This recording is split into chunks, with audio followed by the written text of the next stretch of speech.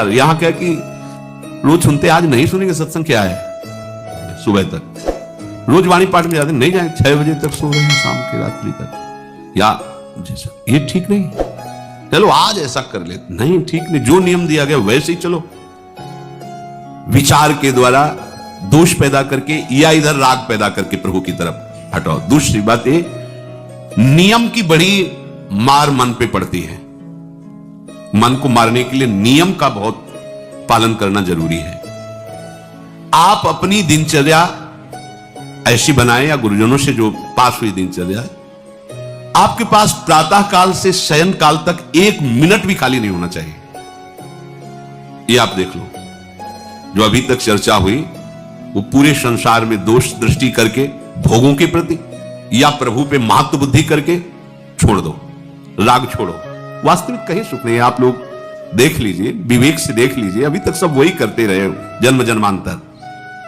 अब हमको मन की ये जो बलवान वृत्ति है, प्रमथन स्वभाव वाली वृत्ति है, इस पर हम कुछ करना है। कैसे करना है? प्रातः काल जगने से लेकर शयन तक 1 मिनट भी आपका खाली नहीं होना चाहिए, आपकी दिनचर्या में होना चाहिए।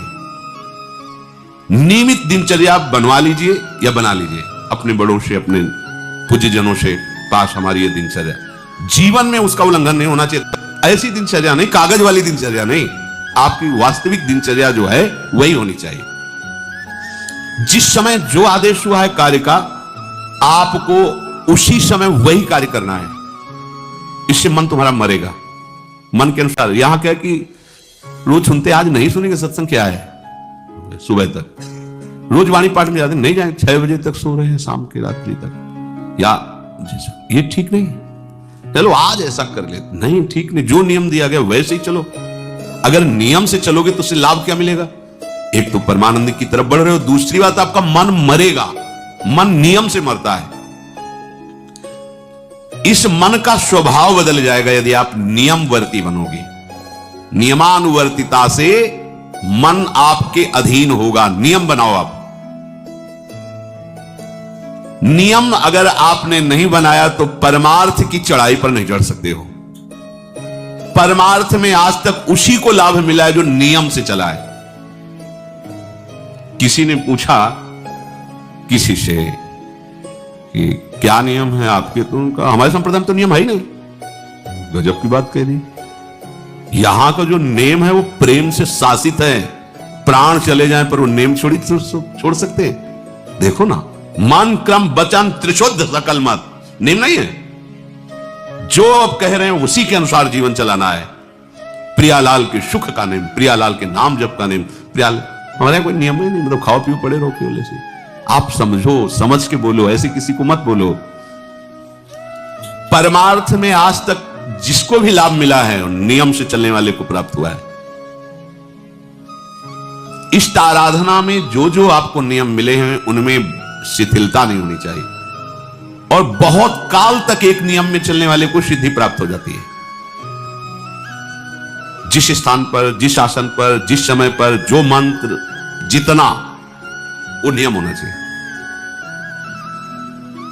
ऐसा नहीं कि आज 20 माला जप लिया तो कल 10 माला जप कर लिया तो 2 दिन जपा ही नहीं फिर आगे, ऐसे नहीं होता। एक नियमानुवर्तिता। 5 मिनट का भी अंतर आपके नियम में जब नहीं पड़ने लगेगा, नियमित नियत समय, यह संतों में देखा गया है। 6 बजे उठना, 6 बजे शयन, 6 बजे उनकी जो दिनचर्या, एक दिन अगर देख लो तो दूसरे दिन तुम कह सकते हो इस समय ये साधन कर रहे होंगे, क्योंकि उनका नियम है, वो वैसे मिलेंगे। बड़े बड़े महापुरुषों में देखा गया है। ये 2 बजे के जगने का समय तो मतलब जैसे लगभग विषयी पुरुष सब सोते हैं, ऐसे लगभग जो भगवत प्राप्ति की लगन वाले साधु 2 बजे जग जाते हैं सब। ये नहीं कोई आश्चर्य की बात नहीं है, हमने देखा है। गंगा के किनारे जैसे 2 बजे शुरू हो जाता है, कुआं से जल इतना हो, सब दिनचर्या गंगा नहाने के लिए, फिर जाना, बाद में यहीं से स्नान करके फिर बाद में गंगा स्नान करके जाना। जो अनियमित साधन करता है, यद्यप साधन अविनाशी, पर मन मरेगा नहीं, मन अधीन नहीं होगा, ध्यान रखना। अनियमित, नियमित, आज 1 घंटे बैठे, कल 30 मिनट बैठे, परसों 10 मिनट, और फिर आगे बैठे नहीं 2-4 दिन, बिल्कुल नहीं, ऐसा नहीं। चाहे 10 मिनट से शुरुआत करो तो 11 होना चाहिए, कभी 9 नहीं होना चाहिए।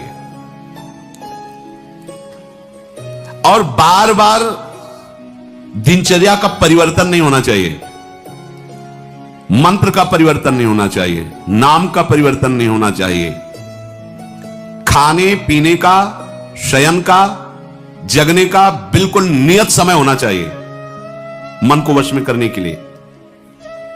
ये जो लोग ने कि जब जहां जैसे आया चिड़िया की तरह चुनते रहते हैं, कुछ लोगों को तो देखा है, यहां तो शासन है, सत्संग में भी बोतल खोली, एक एक घूंट ऐसे थोड़ी थोड़ी देर पर, अरे मर थोड़ी जाओगे, अमृत बरस रहा भगवत चर्चा, उसका पान करो।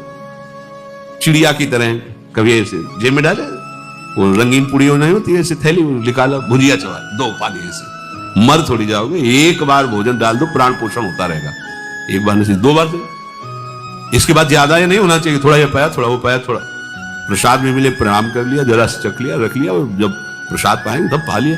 बार बार खान पान से भजन में विक्षेप पहुंचता है। अगर मन को मारना है, भगवत प्राप्ति करना है, तो खान पान का समय, शयन का समय, शयन का समय मानो आप 9 बजे से 2 बजे तक, 9 बजे आप सैया पर होना चाहिए। 2 बजे आप सैया छोड़ ही दो, नींद आई हो या ना आई हो, इससे कोई मतलब नहीं। नियम सो नियम, ये नहीं आज रात में नींद नहीं आई तो आज सो लेते, नहीं, उठो तुरंत। आपकी दिनचर्या, अपने लोगों ने अभ्यास जब किया ना, तो उसमें यह नहीं कि जग के विचार करना है कि उठना है, जो ही घड़ी पर दृष्टि गई, आज तक भगवत कृपा से कभी अलार्म नहीं लगाया, बचपन से लेके अभी तक। मिले ही घड़ी तो अलार्म के लगाए, गंगा के लिए घड़ी लेके कौन घड़ी देगा, गरीब किसानों के। एक समय निश्चित 5-10 मिनट के अंतर की बात नहीं करते, तुरंत वस्त्र हटाओ, तुरंत। ये नहीं कि ओढ़ के ध्यान करेंगे, वो ध्यान नहीं होगा, वो सो जाओगे। वो पहले अगर सर्दी के समय हटा दिया, ऐसे खुले बैठो, ठंडी लगेगी, अब नाम जप करो जितनी देर तुम्हारा नियम हो, नहीं तो चलो अपना शौच स्नान पवित्रता। फिर उस शयन वाले आसन पे ना बैठे, अगर फिर नहा धो करके बैठ जाओगे तो एक नींद पूरी और हो जाएगी उसमें। और प्राय लोग यही करते ना कि पहले तो बोले नहाने धोने की जरूरत नहीं, नाम जप कर लेंगे, उसी में बैठे। ओढ़ के अगर बैठ गए तो सूर्य उदय हो गए, कितने नाम जपा उनको खुद पता नहीं, क्योंकि वो कम्बल की उसमें, या नहा के जल्दी से ओढ़ के बैठ गए फिर सो गए। ऐसे साधना नहीं होती। स्नान करने के बाद फिर आसन में बैठ के बहुत साधारण वस्त्र, ऐसा नहीं कि खूब गरम गरम कंबल ऐसे ओढ़, नहीं, ठंडी लगनी चाहिए, शांत बैठ, आंख खुली, ध्यान नहीं करना चाहिए, आंतरिक ध्यान करो। आंख मूंद ली ना तो सुषुप्ति में पहुंच जाओगे। ध्यान पूर्वक ऐसे, जैसे चातक स्वाति की बूंद को निहारता है। भागवत में आया कि कैसे श्रोता होना चाहिए, वक्ता के प्रति चातक दृष्टि से देखते हुए एक एक शब्द श्रवण इंद्रिय से वो पान कर रहा है, ऐसे शांत और एकदम देखते हुए ऐसे पान। श्रोता सोई परम सुजान, सुनत चित रति करे। आपके वस्त्र पहनने का ढंग, चलने का ढंग, बोलने का ढंग सात्विक होना चाहिए। सोमवार को अमुक रंग का, मंगल को अमुक रंग का, बृहस्पति को अमुक रंग का, ऐसे चलने की भी अलग अलग स्टाइल, अलग अलग से डालना। कब अगर भगवत प्राप्ति करनी है तो सात्विक चाल हो, सात्विक भाषा हो, सात्विक वस्त्र हो। इनका भी बहुत प्रभाव पड़ता है, वस्त्रों का भी प्रभाव पड़ता है, चाल का भी प्रभाव होता है। अभिमान की चाल देखना, छाती में हड्डी हड्डी पर फैला के चल रहे मानो सूरवीर है, हाँ, जांग में मांस नहीं है, केवल पैंट ही पैंट दिखाई दे रहा है, बात ऐसा अभिमान है, ऐसे टांग चला मानो। ये सब नहीं, सात्विक वृत्ति से चलो, सात्विक कपड़े पहनो। ऐसा नहीं कि अब लाल ही पहनना है तो अमुक कंपनी का आना चाहिए, लाल रंग का या पीले रंग का। कितने का स्वेटर, बोले 1,70,000 का है। अपना जीवन सात्विक हो, सात्विक वस्त्र भी वस्त्र, और हमारा चलना भी सात्विक हो, हमारा बोलना भी सात्विक होना चाहिए। अब इसके बाद उपासक को देखो, ये तो नियमावर्तिता हुई, अपने मन के ऊपर हर समय दृष्टि रखनी। उपासक शब्द इसीलिए है, विषयी पुरुष नहीं रख सकता। उपासक को हर समय मन पर दृष्टि रखना है, क्या सोच रहा है, ऐसा क्यों सोच लिया इसने, ऐसा क्यों प्रेरणा आई, क्या हमारा भोजन गलत हुआ, क्या संग गलत हुआ, क्या हुआ, पूरी जांच हो रही। आप सच्ची मानना, प्रारंभिक बात तो अलग है कि मन पूर्वश, नहीं तो ऐसा नहीं है कि काम के विषय में सोचने लगे, ये लोभ के विषय, ऐसा नहीं है। आपका संग गलत हुआ, आपका दर्शन गलत हुआ, आपका गलत श्रवण हुआ, भोजन गलत हुआ, तो ही हो सकता है। नहीं, ऐसे नहीं कि भगवत चिंतन की धारा में बीच में काम आ जाए, बीच में क्रोध आ जाए। प्रारंभ में तो ऐसा होता है, लेकिन आगे बढ़े हुए उपासकों को फिर ये दिनचर्या में अपनी जांच करनी, क्या गलत हो गया, आज क्या खाया जो हमारे मन में ऐसे विचार आ रहे हैं, आज किसका संग किया जो हमारे मन में ऐसे विचार आ रहे हैं। यद्यपि बड़ा कठिन है मन की जांच करना, क्योंकि हम मन ही बने हुए हैं, तो जांच क्या करेंगे? जांच तो वो कर सकता है जो थोड़ा मन से अलग हटा है ना, दृष्टा भाव देख रहा है मन को। हम तो मन ही बने हुए हैं, जो चाहता है वो हम चाहते हैं। देखो ना, बहुत बातचीत से समझ में आता है। आज हमारी ये खाने की इच्छा है, आज वहां जाने की इच्छा है, तुम्हारी थोड़ी, वो मन की है। थोड़ा अलग हट करके देखो, फिर उसमें निर्णय करो सही है या गलत। जो जो विचारों में आप सपोर्ट दे देंगे वो मन के संस्कार बन जाएंगे। आप सपोर्ट नहीं देंगे तो संस्कार नहीं बनेगा। ये बहुत खास बात है। जब आप भजन में बैठे हो, साधन में, या चलते फिरते उठते बैठते, ये जो शास्त्र विरुद्ध गंदी स्फुरणा दे, आप बिल्कुल इसको सपोर्ट मत करना, नहीं ये संस्कार बना देगा। फिर वो आपके न चाहने पर भी आपको परेशान करेगा। और यदि आप बिल्कुल उदासीन रहे, जैसे पागल आदमी पीछे बोलता चला जाए, आप कुछ मत बोलो, वो दूसरी दिशा में चला जाएगा, ऐसे ही मन शांत हो जाएगा आपका। ये आपको फेंकता, आप परेशान मत होना, ये फेंकता रहेगा जो उसने जमा किया है, फिर शांत हो जाएगा, फिर नष्ट हो जाएगा, उसका विषय स्फुरण नष्ट हो जाएगा। अगर कहीं मन भगवत संबंधी सलाह दे तो उसको दुलार करना चाहिए, सराहना करें, वाह आज आपने बहुत सुंदर बात। मन आपको कभी कभी अच्छी सलाह दे, और जहां आपको बुरी सलाह देने लगे तो फिर उसको धिक्कार दो कि प्रभु से बढ़कर तुमको ये लगा, प्रभु के नाम रूप से बढ़कर लगा। अंदर होना चाहिए, बाहर भले मत। ऐसे होगे ना, वो सुधरने लगेगा। बस ये अच्छे से ध्यान रखो, जब ये गलत प्रेरणा करे तो या तो एकदम उदासीन, और या फिर इसको डांट लगा दो, प्रभु की तरफ चलना है, क्या गंदी बात अंदर। नहीं नहीं, अभ्यास से मन असत कार्यों को छोड़कर भगवत कार्यों में लगने लगेगा।